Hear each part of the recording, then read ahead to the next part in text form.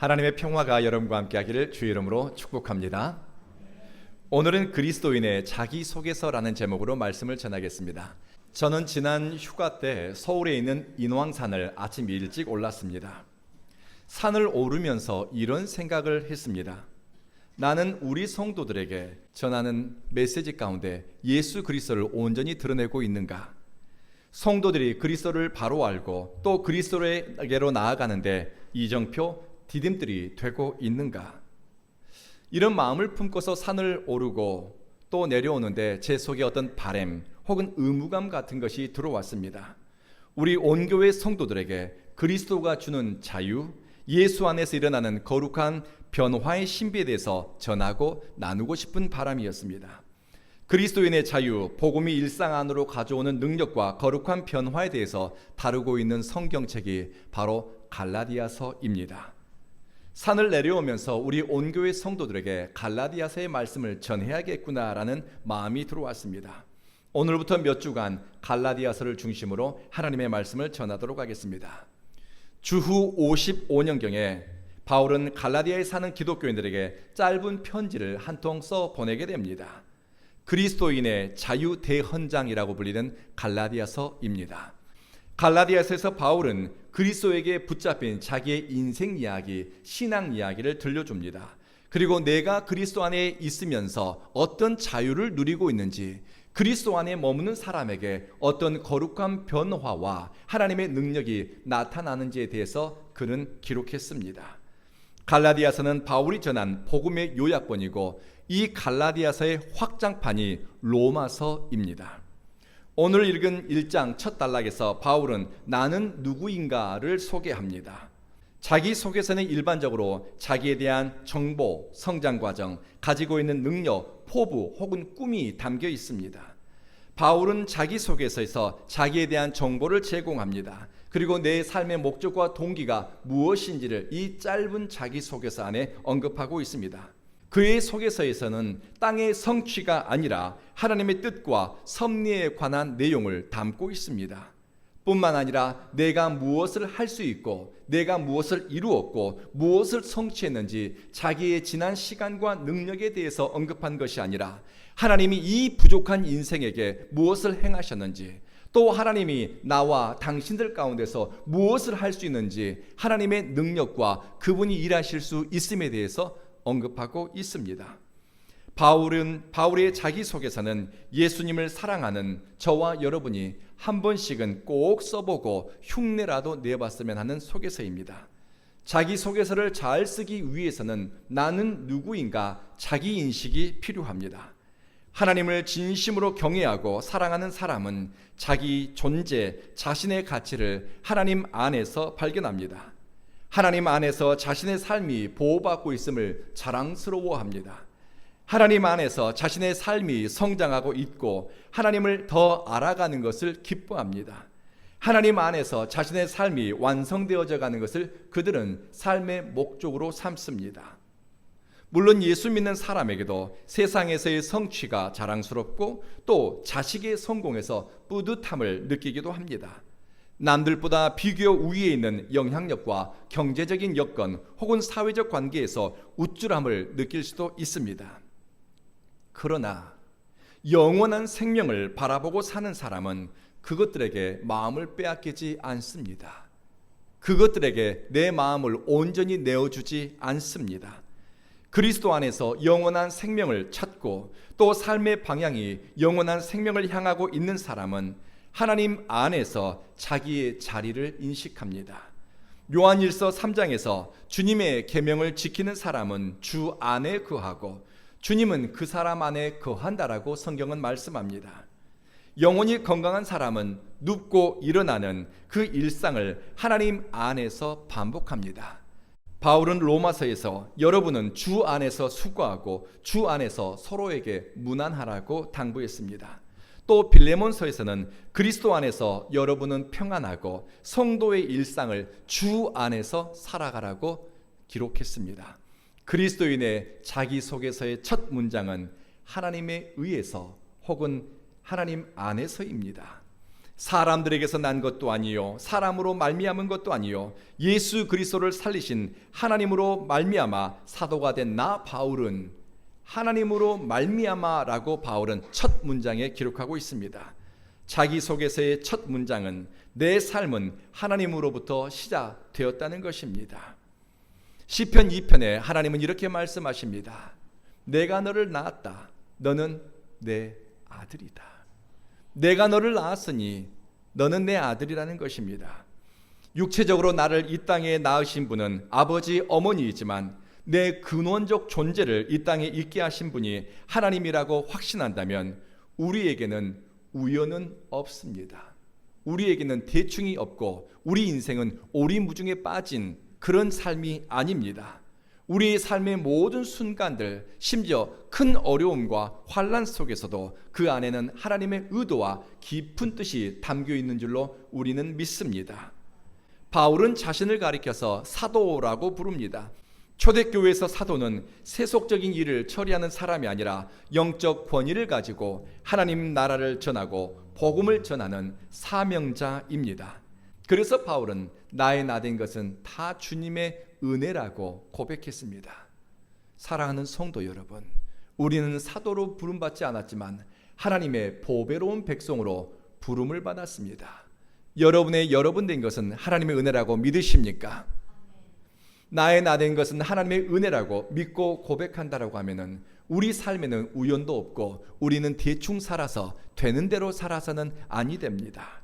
내가 존재하고 살아가고 목적하는 것도 하나님을 위해서여야 합니다. 이스라엘 속담 가운데 이런 말이 있습니다. 하나님을 잊은 자는 자기 자신을 잊는다.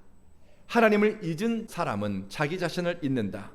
하나님이 사람을 창조할 때 그 내면에 하나님의 형상을 심어 놓으셨는데 그 형상을 기억하지 못하면 스스로 누구인지를 깨닫지 못하고 되는 대로 살게 된다는 것입니다. 그리스도인의 자기 속에서는 하나님과의 관계 속에서 내 삶의 의미가 있습니다. 그리고 하나님으로부터 내 삶이 시작되었음을 기록합니다. 그리스도인이 많이 사랑하고 즐겨 읽는 소설 가운데 철로 역정이라고 하는 신앙 소설이 있습니다. 이 철로 역정에 등장하는 인물 가운데 변덕이라고 하는 인물이 있습니다. 변덕쟁이, 변덕. 크리스찬이라고 하는 주인공이 예수님을 만나 회심하고 천국을 향해서 본향을 향해서 여행을 하게 됩니다. 순례길을 가는데 변덕이라고 하는 사람이 야 그거 신나겠다. 나도 같이 가. 나도 하고 이 변덕이라고 하는 친구도 주인공을 따라서 천국을 향해서 순례길을 가게 됩니다. 그런데 그들이 순례길을 시작한 지 얼마 되지 않아서 그만 절망의 늪에 빠지게 됩니다. 어찌어찌 허우적거리면서 절망의 늪에서 빠져나오게 되었는데 이 변덕이라고 하는 친구는 나는 더 이상 못 가겠다. 내가 앞으로 가는 길에 이런 어려움이 있다면 나는 못 가겠다라고 하면서 옛 생활로 돌아가 버립니다. 절망의 늪, 어려움을 경험하게 되면은 앞에 있는 것을 소망하고 잡기 위해서 싸우는 것이 아니라 익숙하고 편안한 옛 생활, 죄된 생활, 땅의 습관을 쫓아서 살아가게 됩니다. 우리의 걸음이, 우리의 선택이 하나님께로 나았다는 확신, 하나님과의 관계 속에서 일어났다는 믿음이 절망의 늪에 빠져도 망각의 평야를 지날 때에도 믿음의 진보를 이룰 수 있게 합니다. 그러나 희미하고 애매모호한 정체성에 대한 자기 인식은 믿음의 길에서 벗어나거나 방황하는 일이 잦습니다. 그리고 고난의 순간에 주저앉기도 하고 어려움을 이겨내지 못하니 장래의 영광과 다가오는 하나님 나라를 결코 볼 수 없습니다. 변명과 핑계거리를 만들고 변덕을 부리는 것은 우리가 약해서가 아니라 그 심지가 주 안에서 견고하지 못하기 때문입니다. 나는 누구인가? 그리스도 안에서 태어났다. 하나님에 의해서 내가 완성되었다. 만들어졌다. 참된 정체성에 대한 깨달음은 어떤 처지와 상황 속에서 버텨낼 수 있는 힘을 갖게 합니다. 시련과 고난의 순간에도 타협과 회피가 아닌 진리로 버틸 용기를 내게 합니다.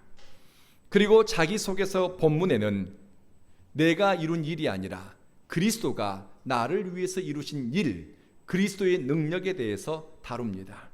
세상에서 통용되는 자기 속에서 본론에는 학력, 양력, 능력에 대한 언급이 있습니다. 내가 무엇을 했고 내가 이룬 성취에 대한 어쩌면 자랑입니다. 그런데 바울은 갈라디아서에서 자기를 소개할 때 가장 중요한 본론 지점에 내가 이룬 일이 아니라 그리스도가 이루신 일에 대해서 소개하고 있습니다. 예수 그리스도께서 자기 자신을 우리의 죄값으로 내주셨습니다. 하나님 아버지의 뜻을 따라서 우리를 악이 지배하는 세상에서 건져주시기 위해서였습니다. 예수 그리스도는 악한 세대에서 우리를 건져주십니다. 예수님은 당신의 생명으로 우리의 죄값을 치르셨습니다. 이것이 바로 바울이 들려주는 예수님이 우리를 위해서 하신 일, 그리고 예수님이 하실 수 있는 일입니다. 악한 세대에서 우리를 건져내는 일, 우리의 죄값을 위해서 당신의 생명을 내어주는 것, 바로 예수님의 사랑이 하실 수 있는 일들입니다. 베드로는 베드로전서에서 예수님의 죽음에 대해서 이렇게 해석했습니다. 우리 죄에 대해서는 죽고 의에 대해서 살게 하려 하심이다. 그가 채찍에 맞음으로 너희가 나음을 입었도다. 예수님이 저와 여러분을 어떻게 사랑하셨습니까? 우리가 져야 할 죄의 짐을 그분이 지셨습니다.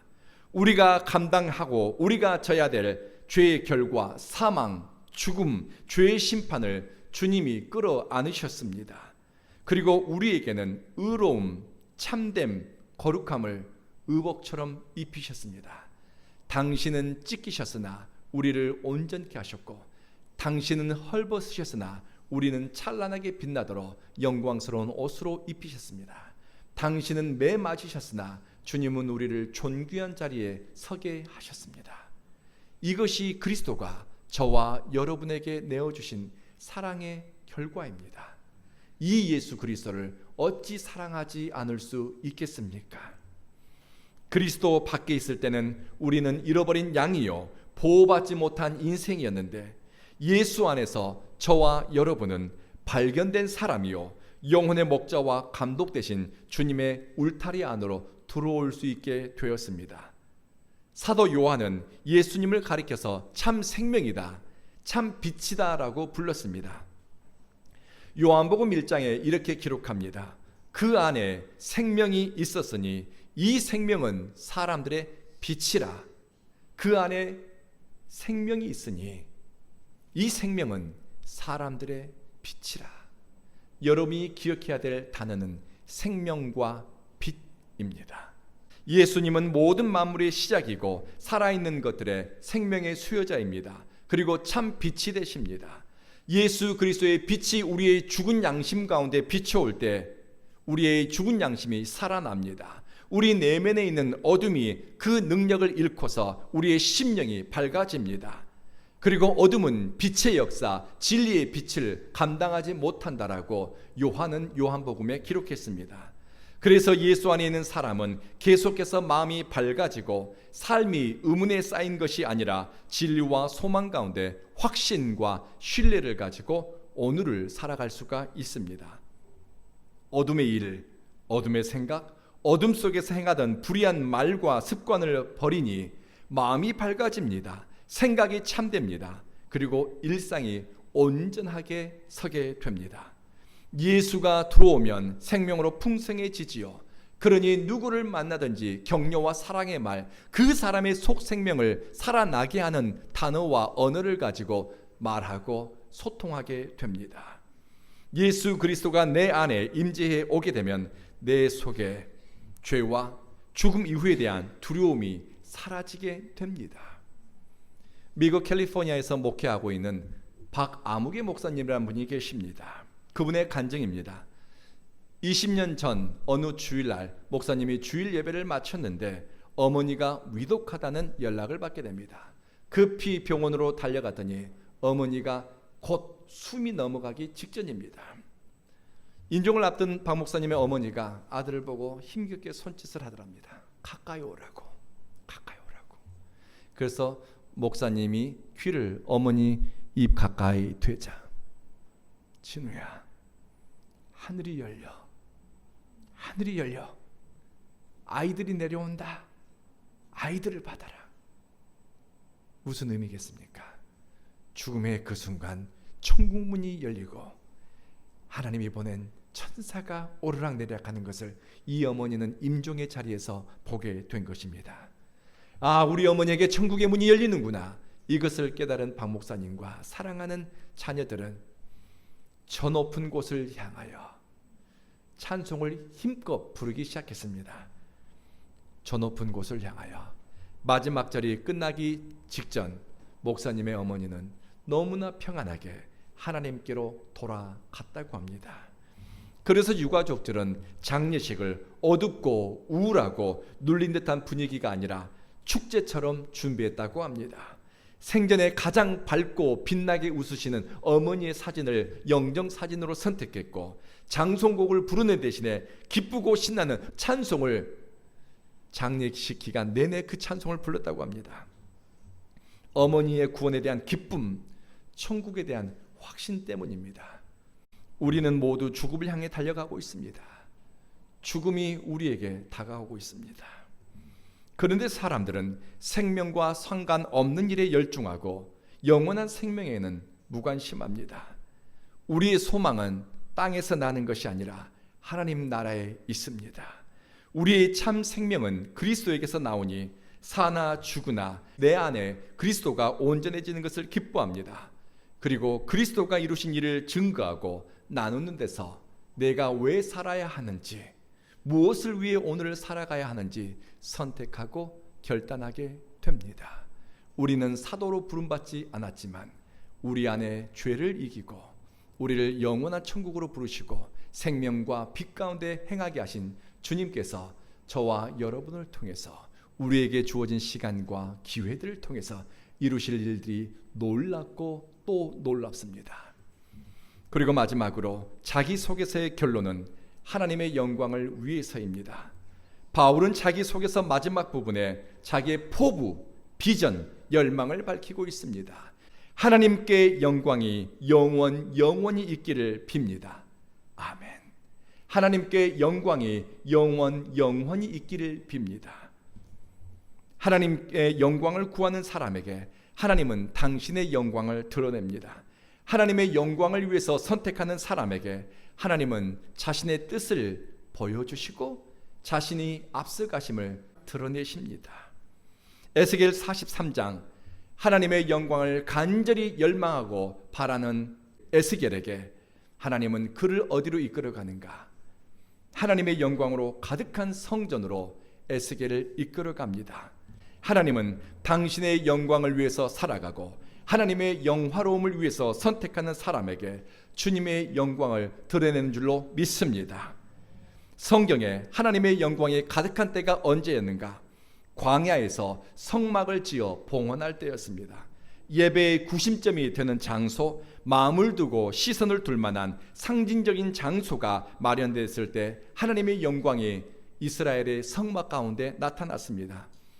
이스라엘 성막은 여러분, 양가죽, 염소털, 해달의 가죽, 그리고 여러 가지 색깔의 실, 놋과 약간의 금이 들어간, 요즘의 시선으로 보게 되면 참으로 조악하고도 별 볼 일 없는 이동식 텐트, 게르가 바로 성막입니다.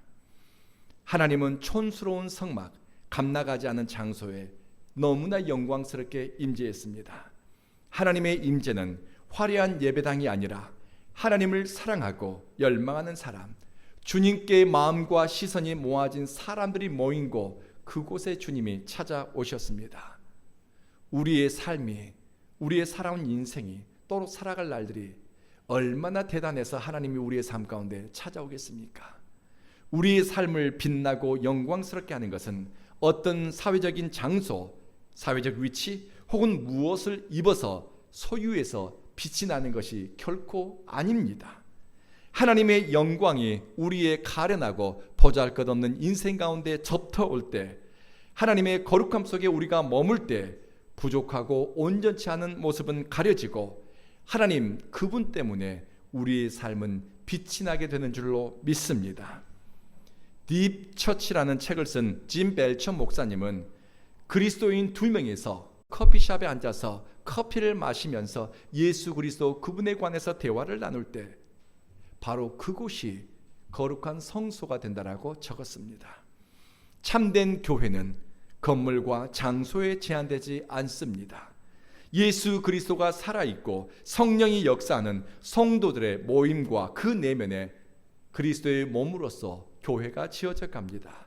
예수가 빠진, 예수님 사랑이 빠진 교회는 아무리 화려해도 교회로서 거룩한 기능을 하기 어렵습니다. 미국 캘리포니아 오렌지 카운티에 있는 어느 교회가 자기 교회를 소개하는 내용입니다.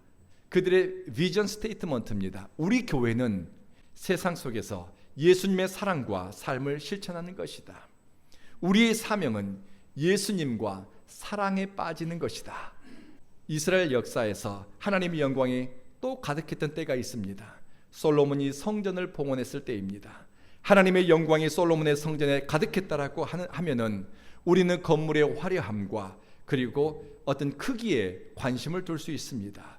성전에 하나님의 영광이 가득했던 이유는 그곳에 모인 사람들이 전심으로 혼신의 힘을 다해서 하나님께 집중하고 하나님을 예배하는 데 뜻을 두었고 마음의 중심이, 삶의 태도가 하나님께로 향해 있었기 때문입니다. 그래서 저는 우리 온 교회가 하나님을 예배하기 위해 모이는 교회가 되었으면 좋겠습니다.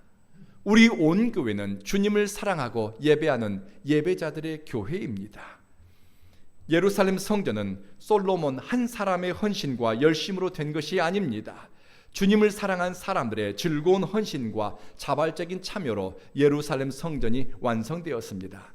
심지어 다윗 같은 경우는 대를 이은 물질의 드림과 헌신이 있었습니다. 이런 열정과 헌신, 거룩한 순종의 흔적이 있는 곳에 하나님의 영광이 임재해 왔습니다. 그러나 하나님의 영광을 구했던 솔로몬이라 하더라도 마음의 중심, 축이 하나님에게서 떠나 자기 자신에게로 옮겨가는 그 순간 자기 만족, 자기 영광에서 삶의 기쁨을 찾게 됩니다. 그는 자기의 부와 권세를 자랑하기 위해서 금방패를 만들었습니다.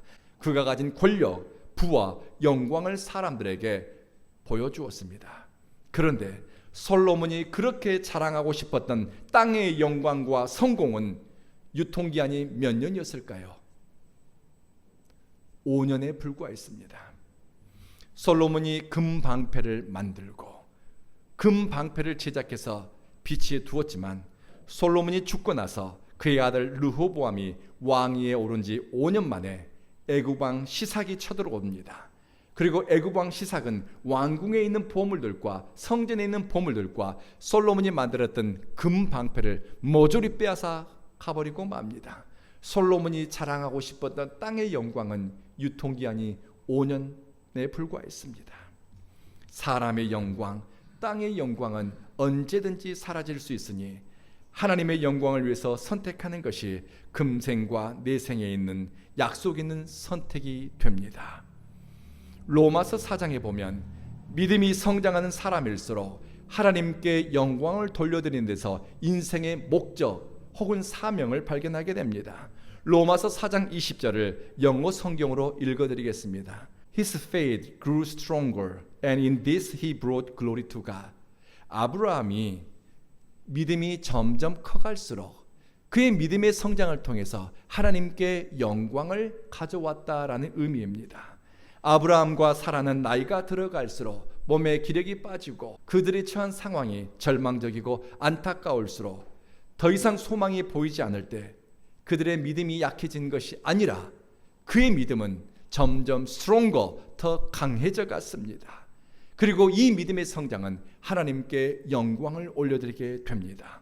환경과 조건이 내 편이 아닌 것 같고 되는 일이 하나도 없고 나이가 들어가고 무슨 일을 할 수도 없고 아무것도 할 것도 없는 그런 상황이지만 그들은 더욱 하나님께 영광을 올려드렸습니다. 어떻게 해요? 믿음의 성장을 통해서입니다. 하나님을 영화롭게 하는 것은 성취에 있는 것이 아니니 어린아이도 그리고 연세 지긋한 사람도 하나님을 영광스럽게 할 수 있습니다. 하나님이 하신 일을 기대하는 것, 하나님의 역사를 소망하는 것, 이것은 믿음 없이는 불가능합니다. 사랑하는 성도 여러분, 무엇이 여러분의 목적이고 무엇이 여러분에게 선택하게 만들고 무엇을 위해서 단돈 10,000원이라도 사용하십니까? 무엇이 여러분에게 삶의 목적이고 인생의 방향이 되십니까? 진심으로 하나님의 영광을 구하는 사람은 시편 115편 이런 고백을 합니다. 하나님, 영광은 우리에게 돌리지 마십시오. 영광은 이 보잘것없는 인생에게는 하나도 돌리지 마십시오. 우리에게 돌리지 마시고 오직 주님의 이름에만 영광을 돌려주십시오. 모든 영광은 주님의 인자하심과 진실하심에게만 돌려주십시오. 모든 영광은 하나님께. 먹든지 마시든지 무엇을 하든지 우리의 삶은, 여러분의 삶은 하나님에 의해서 시작되었습니다. 먹든지 마시든지 무엇을 하든지 우리의 삶은 그리스도에 의해서 세워지고 그리스도를 통해서 완성되어집니다.